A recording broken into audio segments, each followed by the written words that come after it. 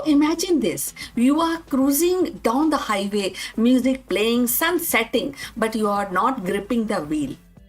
And your hands are on your lap, your eyes are maybe on a book, or even you are watching a movie. The car is driving itself. Sounds like a science fiction, right? Well, in China, that the future just rarely become a reality now. So, in a move that has sent ripples across the global automotive industries, the China has issued a very first level 3 autonomous driving license. And this isn't just an incremental step, it is a giant leap. For the first time, companies like the electric vehicle giant BYD are now legally allowed to begin testing on eye off the road features on public highway. And this is a game changer. And it means that China just changed the driving forever.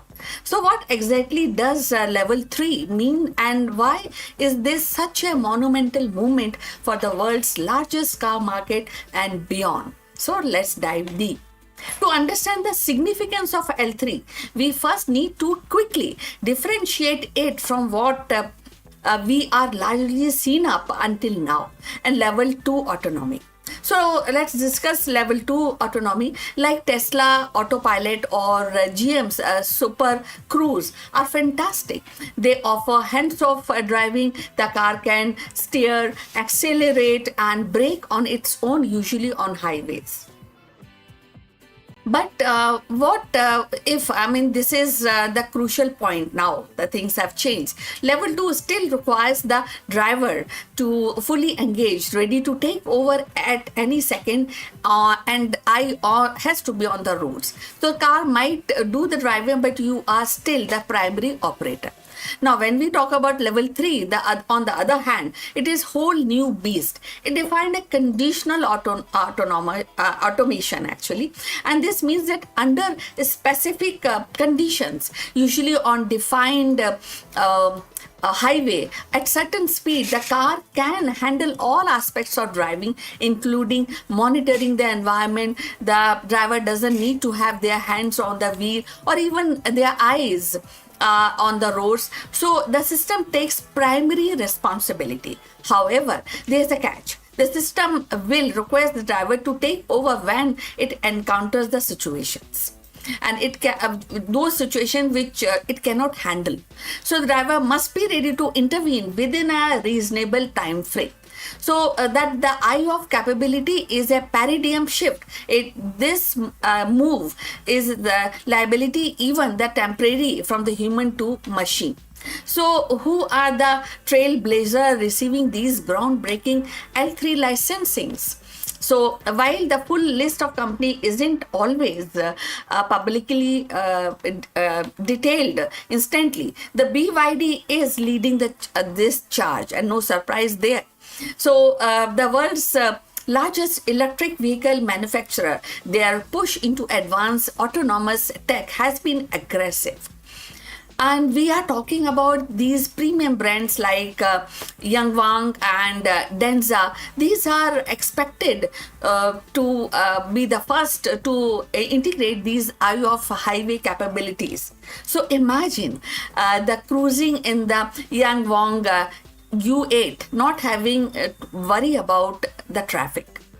So other domestic players include Chang'an Auto, and also reportedly among the first batch. So this isn't just about one or two companies. It is a strategic national push also by China to dominate the future of intelligent transportation. You might be wondering why China? So why they the one making this leap now, seemingly ahead of other major automotive markets like US and Europe?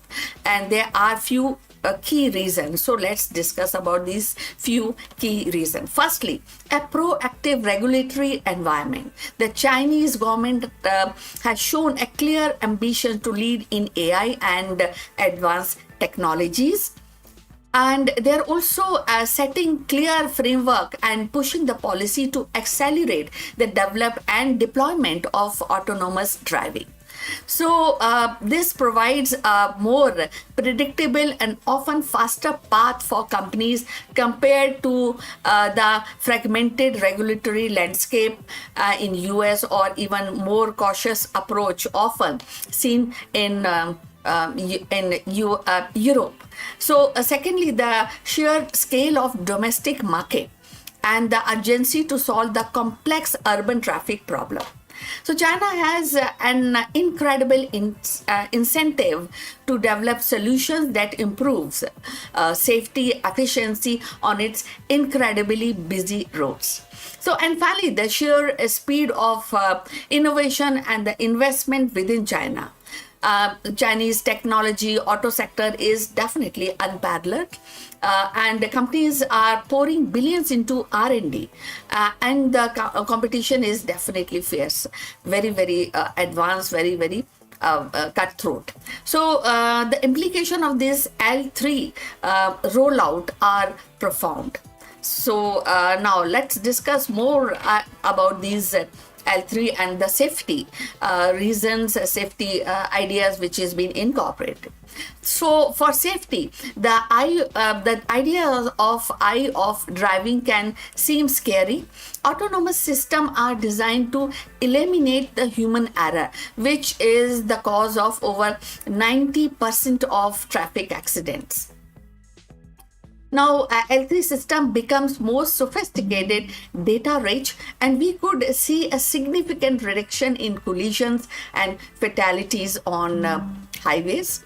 So when we talk about efficiency, so imagine a smooth traffic flow, less congestions, and optimize that travel time as vehicle communicate and operates in harmony. And then L3 can actually contribute and massively to this, and especially on long stretches on highway. Now let's also talk about drivers, who are the important element of driving and traffic. So this isn't just about getting from A to B, and it is about reclaiming time. So during these L3 segments, commuters could work, relax, watch a movie, or catch up on this sleep. So it transformed the driving experience from a core into productive or a leisure time. So this is truly a promise of self-driving becoming tangible for the public. And of course, it's not always a smooth sailing. These significant changes in driving and in this traffic arena, there are some significant challenges ahead. So let's discuss about these problems also. So handover problems are the most critical challenge for L3 is the handover, ensuring the human driver can safely and reliably take control back from the system when it requires. So this requires sophisticated alert and drivers monitoring. Now there is system limitations. Definitely technology sometimes do have a limitation. So L3 systems are still conditional, so they won't work everywhere in all weather conditions, or in a very complex scenario also. So driver need to understand these limitations perfectly. Now the public trust, definitely the feel and touch and the kind of practice which public is actually having in driving sector. So building a public trust is in the eye of technology is definitely paramount, and every incident, no matter how minor, will be scrutinized. So despite these challenges, China's commitment to pushing the envelope is undeniable. The data gathered from these initial L3 public highway test will be invaluable in defining the technology and the expanding these capabilities on road. So this move by China isn't just a domestic affair. It has a global implication. It puts immense pressure on other automotive powerhouse and regulatory bodies to accelerate their own timelines for advanced actually autonomous driving. We could see the domino effect pushing the forward development and deployment of L3 and eventually L4 and of course L5 system worldwide. So the dream of truly autonomous vehicle has always been just around the corner. But with China's first L3 licenses, it feels like we have finally around that, and we have just about to reach, or we have already reached that kind of threshold.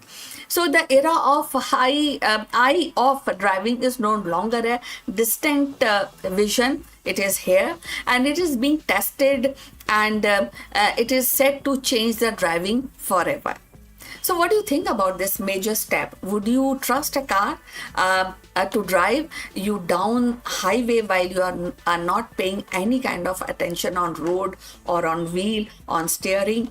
So let me know your thoughts and in the comments below. And if you found this video insightful, then please hit the like button, share it with your friends, and don't forget to subscribe for more deep dives into the future of technology and EVs. Thanks for watching, and I will see you in the next one. Take care. Bye.